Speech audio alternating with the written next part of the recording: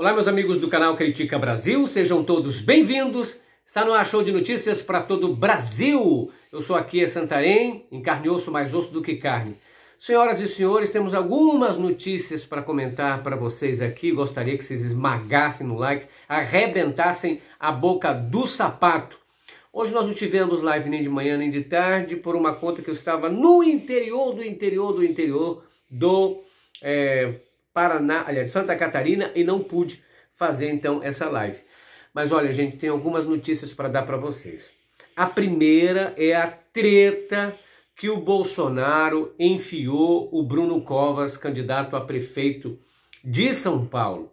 O Felipe Neto postou um Twitter.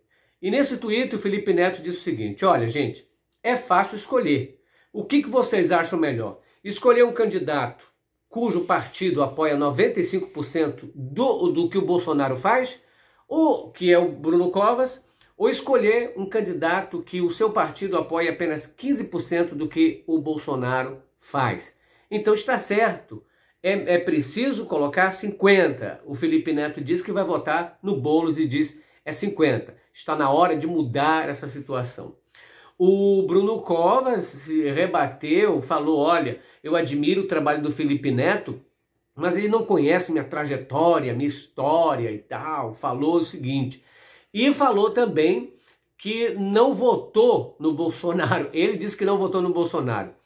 Mas antes de ele ter respondido isso, quem tweetou... Sabe que o Bolsonaro ele vive no Twitter, né? O Bolsonaro vive como adolescente. Ele tá no Twitter, ele tá no YouTube, ele tá no Facebook. O Bolsonaro não faz outra coisa a não ser navegar na internet. Não é como se não tivesse responsabilidade para fazer. Mas enfim, aí ele respondeu o seguinte. Ele disse...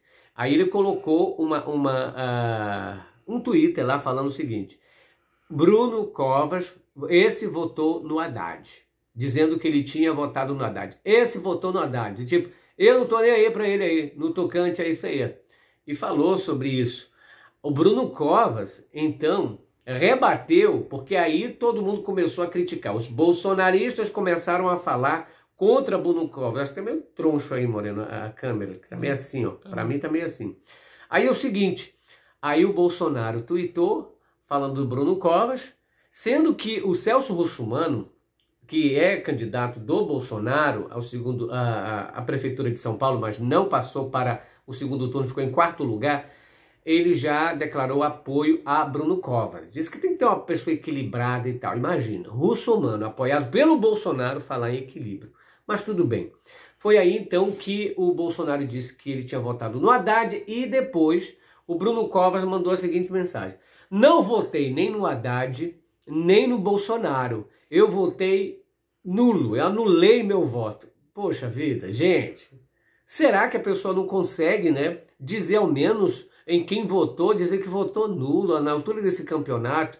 Aliás, o povo de esquerda apresentou Bruno Covas abraçado com Bolsonaro. O certo é que o Bolsonaro fez isso não porque quer votar no Boulos, mas porque ele não... Porque o pensamento, de acordo com alguns assessores do Palácio do Planalto, é o seguinte: se que Boulos vencesse a prefeitura de São Paulo, seria melhor para o Bolsonaro enfrentar eles em 2022. Porque aí voltaria aquela questão da esquerda de um lado e do Bolsonaro do outro.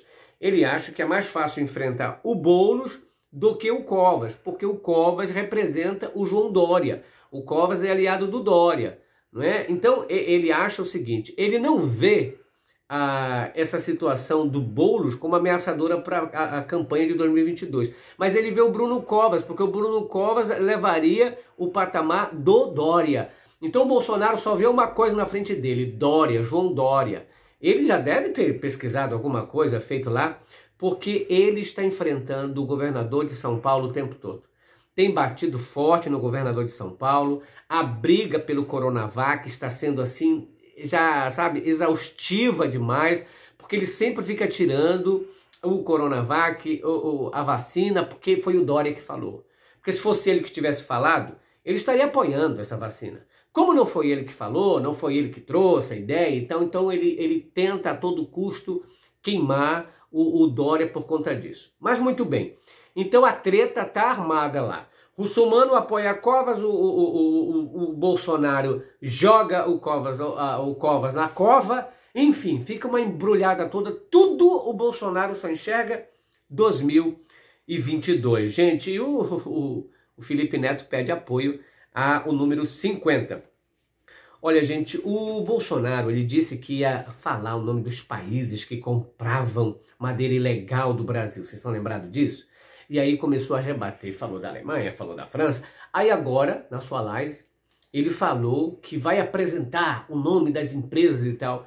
Porque o Mourão, vice-presidente, que ainda não pegou a conta porque, de acordo com o Bolsonaro, é indemissível, ou seja, não dá para dar conta de vice, continua contrariando o seu Jair Bolsonaro.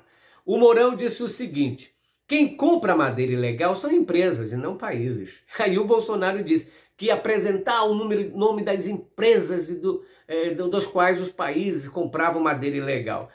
Engraçado, ele disse assim: ao invés de combaterem essa forma ilegal de vender madeira, eles compram deles.